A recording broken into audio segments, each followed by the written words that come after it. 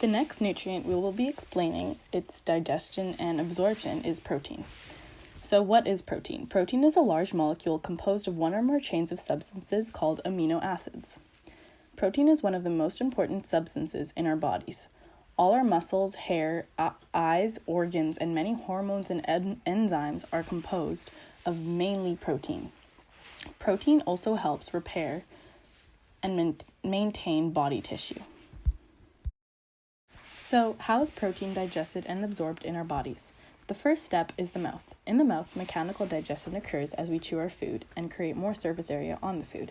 Chemical digestion also occurs in the mouth as the salivary glands release an enzyme called salivary protease. This enzyme helps to break down the protein. After the mouth, the protein is sent through the pharynx into the esophagus. In the esophagus, peristalsis occurs, which is a wave-like muscle action that helps the protein move down towards the stomach.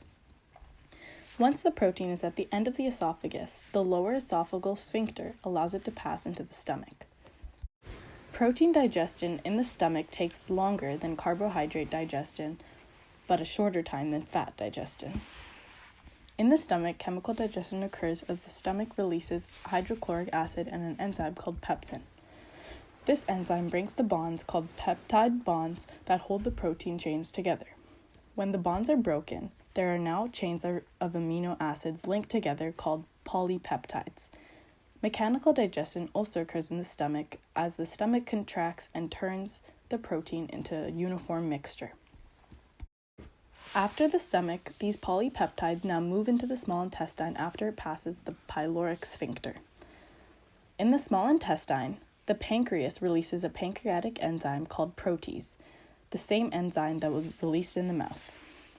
This enzyme is released into the duodenum from the pancreatic duct. These enzymes further break down the polypeptides. There are also brush border enzymes on the walls of the small intestine that help the protease to do further breaking down.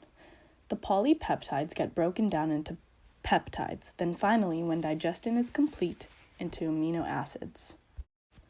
The amino acids are then absorbed in the second half of the small intestine. Absorption happens as diffusion works and the amino acids are sent into the bloodstream.